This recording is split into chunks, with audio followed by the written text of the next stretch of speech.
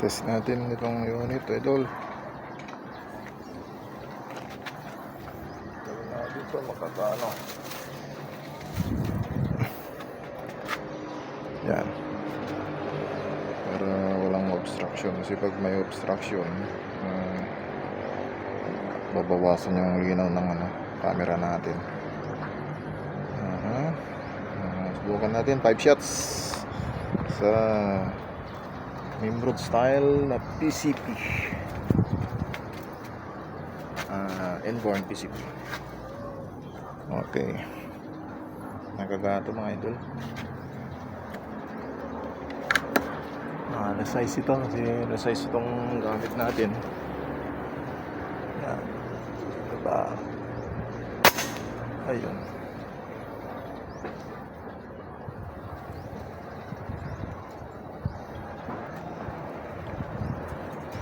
Size. Andun na yung uka kasi yun doon na ako nagkukan yan. Yan. Uka na.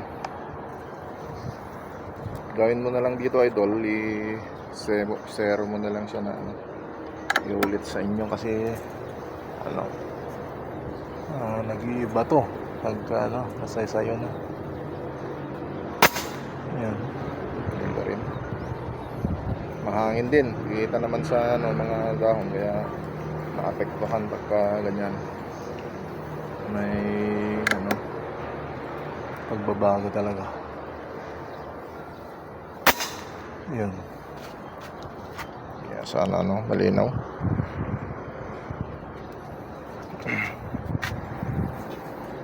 Pagato.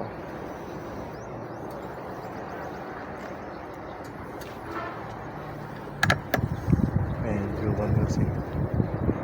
Yan, sapat. Yan.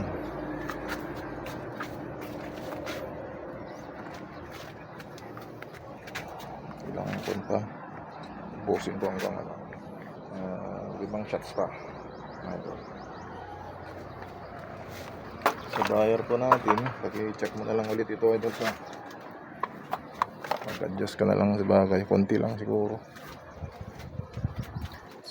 Sinero ko ito sa mga approximately 50 meters.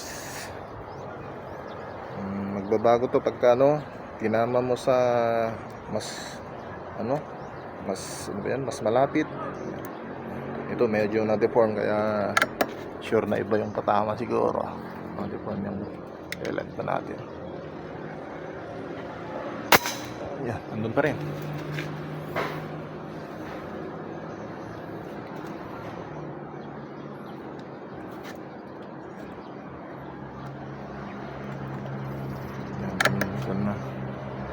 Na size na po ito sa may tabi para kita yung paggalaw ng buhangin.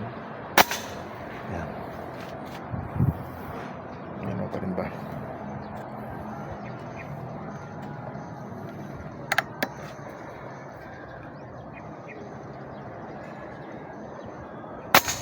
Yan.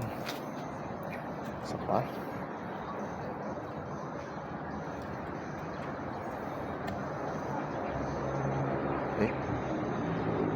Tumulan natin kasi may pumasok may idol. May guro yata na pumasok. Stop muna, stop na. Ito mga idol, as usual, tanggalin natin itong camera. Makita ko itong unit. Stop natin kasi may guro na pumasok sa school, kaya naman yan po siya. Stainless barrel. Yan po yung target po natin sa dati din natambak na buhangin dun. Okay, thank you mga idol. Ano po yung unit natin? Potok check. So, may down kung gaano kalakas yung hangin niya. Ayan.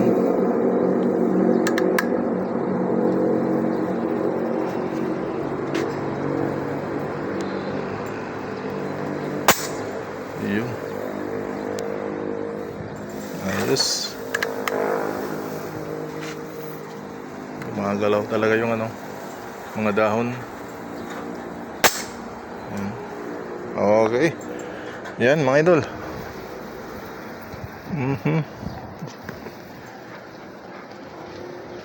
Nimrod style PCP inborn.